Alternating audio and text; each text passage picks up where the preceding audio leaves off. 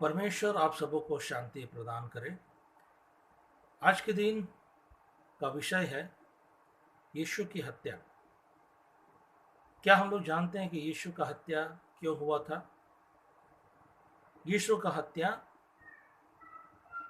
सिर्फ और सिर्फ इसलिए हुआ था क्योंकि उन्होंने परमपिता परमेश्वर की इच्छा को लोगों को बताया और उनकी इच्छाओं पर वे स्वयं चलते थे और चाहते थे कि परमेश्वर के लोग परमेश्वर की इच्छाओं पर चलें। परंतु उन दिनों और इन दिनों में भी यीशु को ना पसंद किया गया था और इन दिनों में भी यीशु को पसंद नहीं किया जाता और ना ही यीशु के अनुयायियों को पसंद किया जाता है।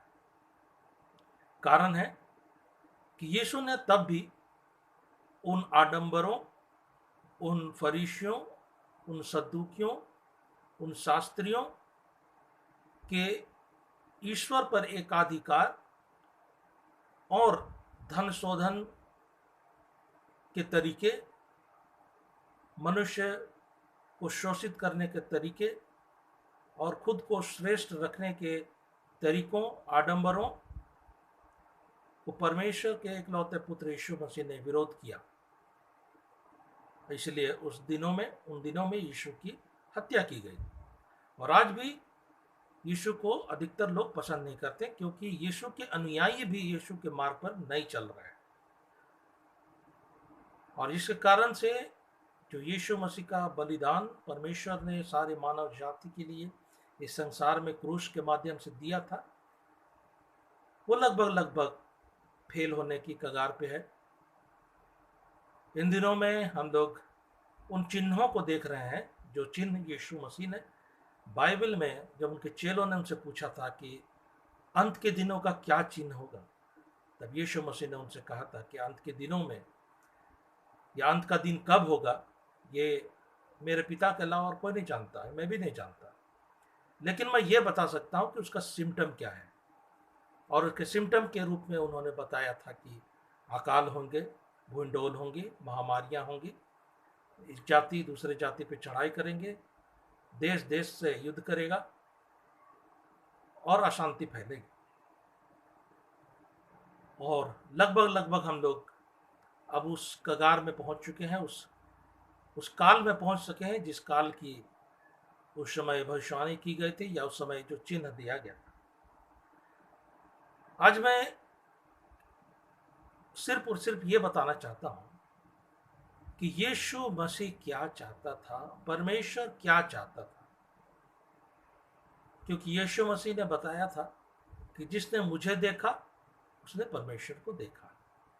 और यीशु मसीह के जीवन के चरित्र को यदि हम लोग एनालिसिस करें तो हम पाते हैं कि वो सचमुच में ईश्वर की इच्छाओं को करता था और चाहता था कि उनकी इच्छाओं पर लोग भी चले। लेकिन आज हमने उसी यीशु मसीह के धर्म ग्रंथ को पढ़कर जिनका वो विरोध करते थे, आज हम वही काम कर रहे हैं।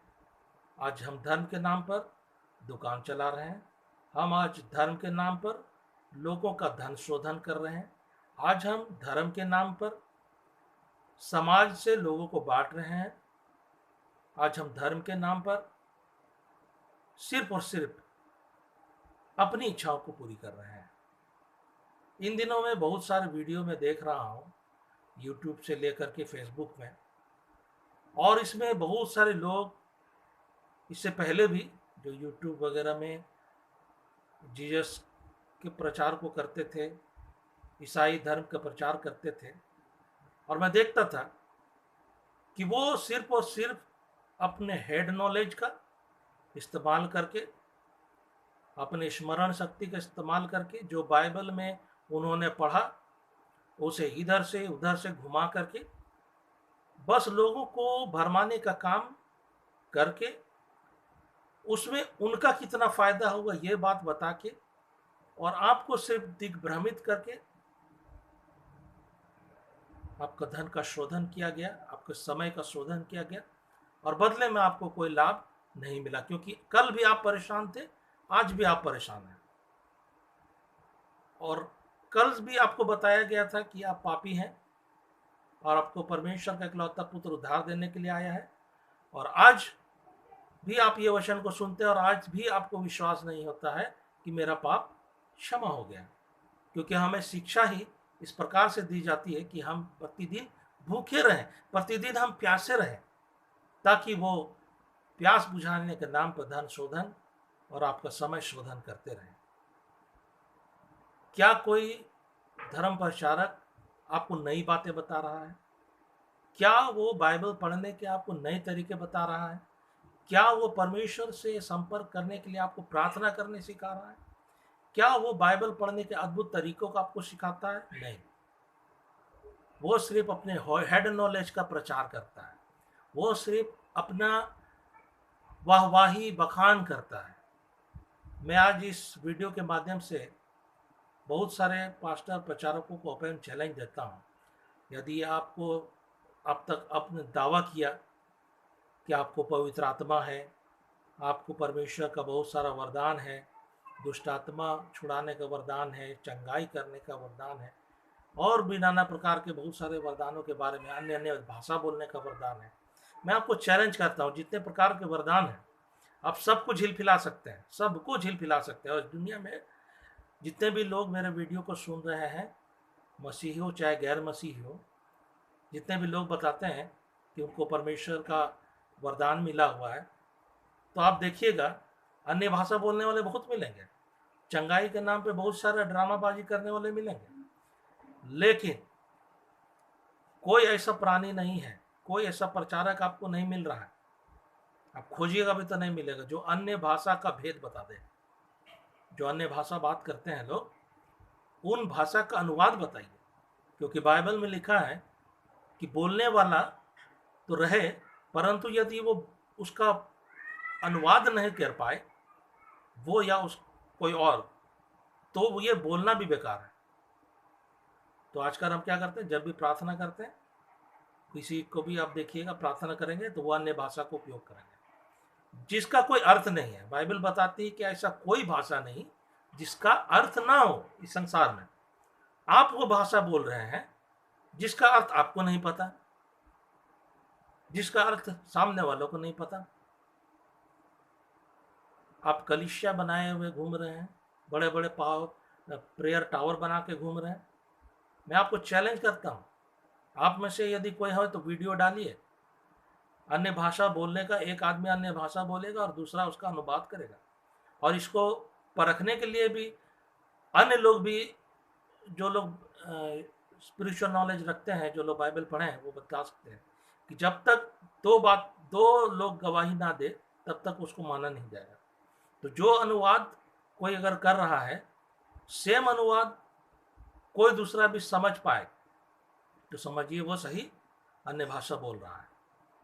अब लोगों को झिलफिलाना छोड़िए, प्रचार के नाम पर अपना हेड नॉलेज का प्रचार बंद करिए।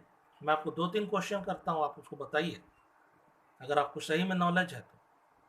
क्योंकि जो यीशु मसीह संसार को छोड़ के जा रहे थे तो अपने चेलों को कहते हैं यूहन्ना रचित सुसमाचार में कि मैं जाता हूँ, तुम मुझे नहीं देखोगे और फिर थोड़ी देर बाद देखोगे, क्योंकि मैं जाऊंगा तो तुम्हारे लिए एक सहायक भेजूंगा जो तुम्हें सारी बातें बताएंगे।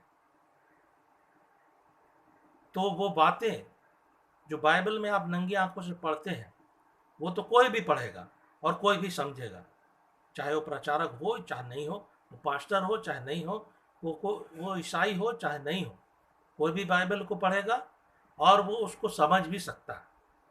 लेकिन वो बातें जो बाइबल में लिखी हुई हैं, जिसको आत्मिक आंख से समझना है, क्या आप समझा पाएंगे? मैं आप सबको चैलेंज करता हूँ और आपको 2-3 क्वेश्चन करता हूँ। पहला क्वेश्चन उत्पत्ति से ही लीजिए।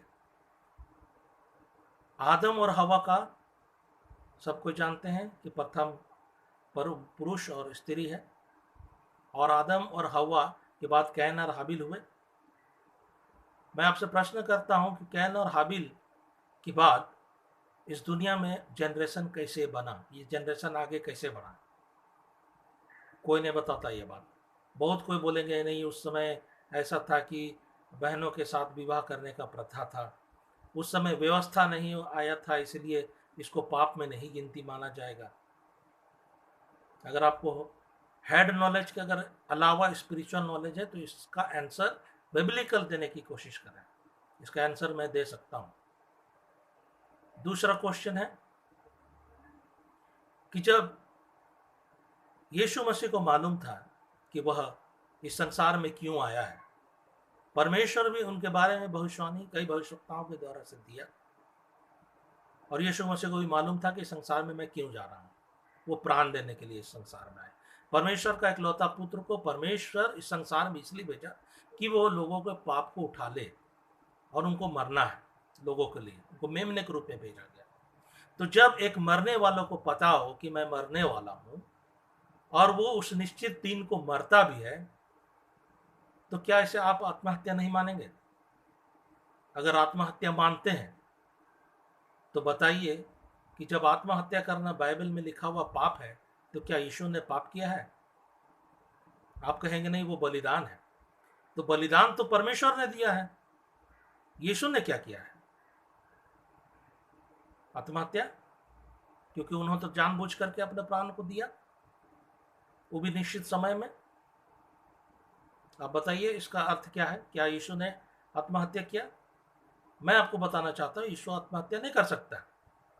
वो इसलिए नहीं कर सकता क्योंकि आत्महत्या करना पाप है, और वो परमेश्वर का इकलौता पुत्र है और वो कभी भी पाप नहीं किया है। लेकिन आप स्पिरिचुअल नॉलेज जो है, परमेश्वर का इकलौता पुत्र जो यूहन्ना रचित सुसमाचार में कहे थे कि मैं जाता हूं तुम्हारे लिए एक सहायक भेजूंगा, अगर वो सहायक आपके पास है तो इस सवाल का जवाब देकर दिखाइए, लोगों को झिलफिलाना छोड़िए। तीसरा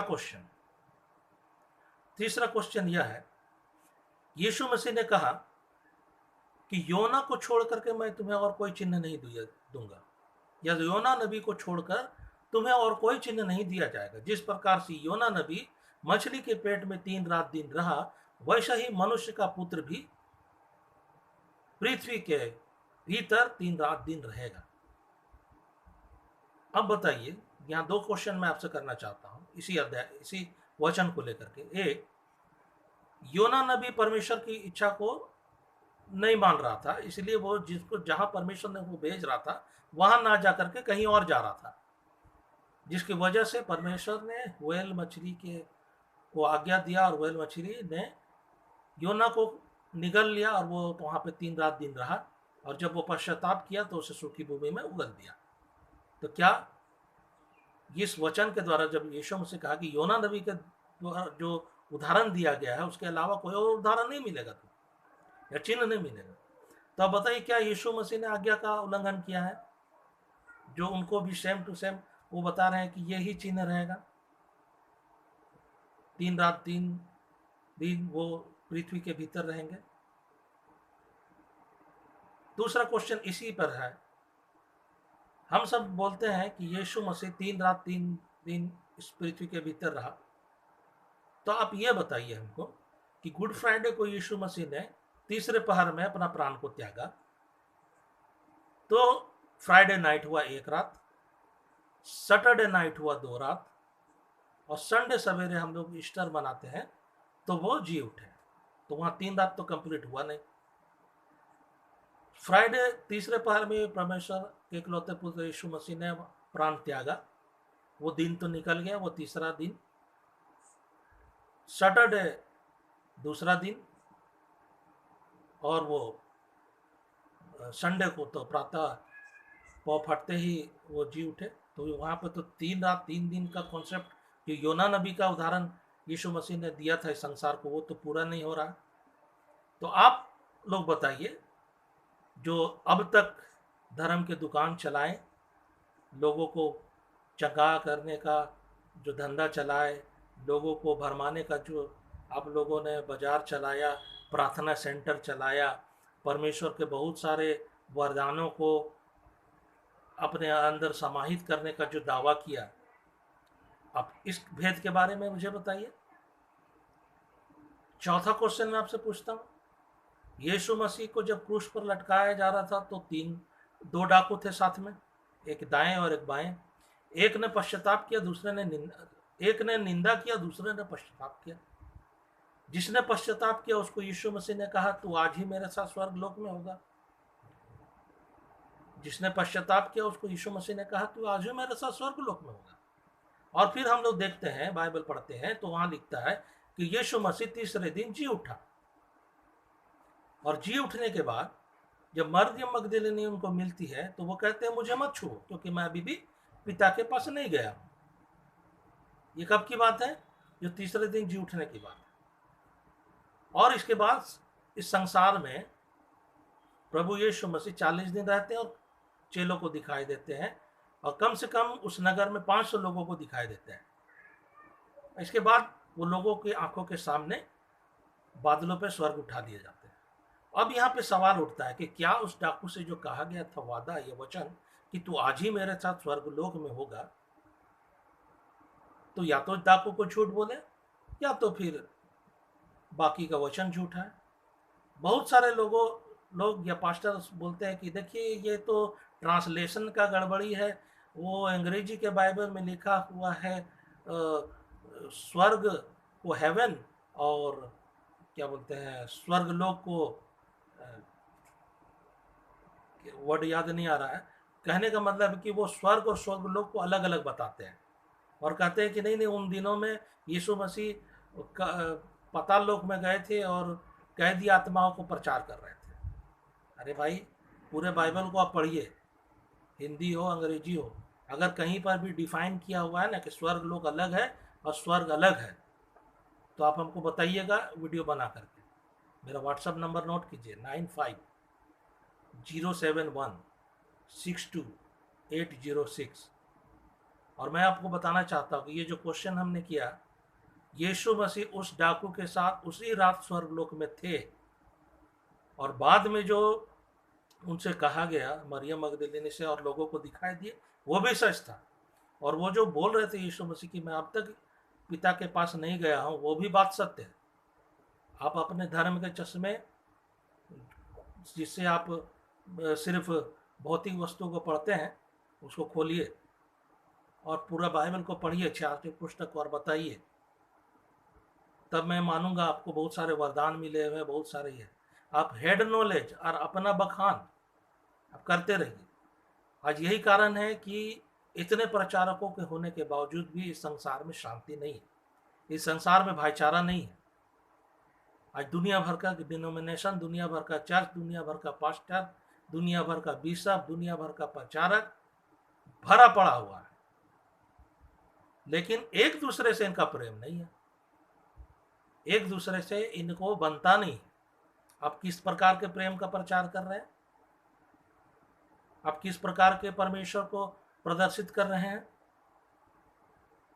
मैं और भी क्वेश्चन करूँगा, ये 5 क्वेश्चन का जवाब आप लोग दीजिए। आपको मेरा व्हाट्सएप नंबर लीजिए 9507162806। और मैं अभी भी फिर भी चेताता हूँ आप सबों को, प्रार्थना कीजिए, सेल्फ, अपने आप को पहले परमेश्वर के योग्य बनाइए, परमेश्वर को अपने अंदर उतारिए। बाइबल कहता है कि मती, मार्क, लूका, यूहन्ना, ये 4 सुसमाचार है। पूरी दुनिया इस सुसमाचार को नहीं पढ़ा है, लेकिन आप जो पास्टर हैं, प्रचारक हैं, अपने आप को इवेंजलिस्ट बोलते हैं, आपने पढ़ा है, तो आपके अंदर लोग देखना चाहते हैं इन सुसमाचारों को। जब आपका एक पास्टर से नहीं पढ़ता है, एक डिनोमिनेशन का नहीं पढ़ता है, तो आप क्या प्रेम का प्रचार करते हैं और किस यीशु का प्रचार करते हैं? आप सिर्फ और सिर्फ अपना दुकान चला रहे हैं, यूट्यूब के माध्यम से, फेसबुक के माध्यम से। इन दिनों में भाई बहुत सारे फेसबुक और व्हाट्सएप में दे रहा हूँ, इसके बाद नीचे में बैंक अकाउंट भी लोग डाल रहे हैं। इस लॉकडाउन में दुकान बंद हो गया, चर्च वगैरह बंद हो गया है, तो उसमें धन डालिए। क्यों डाले भाई धन? आपको किसने ठेका दिया था? आप यदि धर्म का प्रचार अपनी इच्छा से कर रहे हैं या परमेश्वर की इच्छा से करें, तो परमेश्वर आपको पालेगा ना, परमेश्वर उपाय करेगा। आप अपने उपाय क्यों कर रहे हैं? यदि आपको भूख लगता है, इस संसार में आपका सांसारिक शरीर की भूख लगता है, तो आप काम कीजिए। जैसा पौलुस तंबू बनाने का काम करता था, वो भी प्रेरित था, तंबू बनाने का काम करता था, और उस काम के द्वारा से वो अपने पेट का आग को बुझाता था। ये ठीक है, लिखा हुआ वचन कि वचन सुसमाचार के सेवक सुसमाचार से ही खाएंगे। इस खाने के चक्कर में आप ये भूल जाते हैं कि जो परमेश्वर के द्वारा बुलाए लोग हैं उनके बारे में ये कहा गया है, ना कि उसके लिए जो जीवन में कुछ नहीं कर पाए तो चलो धर्म उपदेशक बन जाते हैं। और यही कारण है कि आज परमेश्वर की इच्छा पूरी ही नहीं हो रही है। इस संसार में न प्रेम है, न इस संसार में यीशु मसीह का वचन फैल रहा है ठीक से। आप बपतिस्मा के लिए लड़ते फिरते हैं, आप बपतिस्मा देते रहते हैं। आपको बपतिस्मा का अर्थ मालूम है?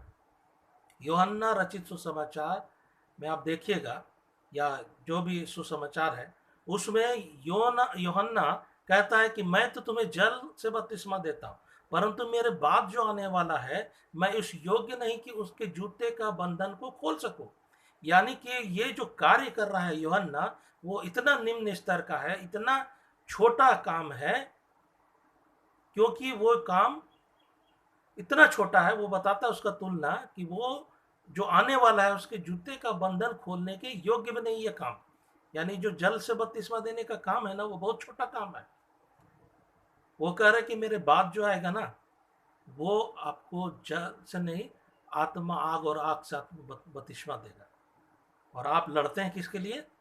H2O, जल, हाइड्रोजन और ऑक्सीजन का जो मिश्रण है ना जल, आप उसका बपतिस्मा देने के लिए लड़ रहे हैं।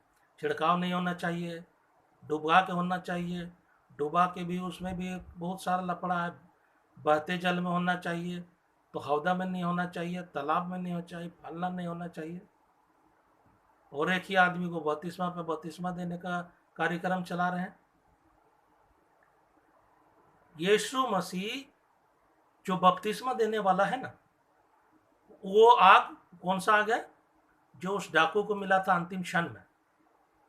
और वो पानी उस सामरी के पास, सामरी स्त्री को मिला था, जब यीशु ने उस कुएं में जाकर के उससे कहा था कि मैं जो जल तुम्हें दूंगा उससे कभी भी प्यास नहीं लगेगा, और तुम्हारा जो सोता बहेगा ना वो कभी सूखेगा नहीं। कभी आपने इसका प्रचार किया कि वो जल खोजिए और वो आग खोजिए? आप तो कर रहे हैं ये दुकान, बपतिस्मा का दुकान। आज हर एक मसीही को हर समस्या का समाधान होना चाहिए था, लेकिन हम क्या हो गए, अब हर समस्या का समाधान होने के बजाय हम खुद समस्या है। आज लोग मसीहियों को बड़ा दूसरे तरह से देखते हैं, उनको कहते हैं धर्म परिवर्तन कराने वाले।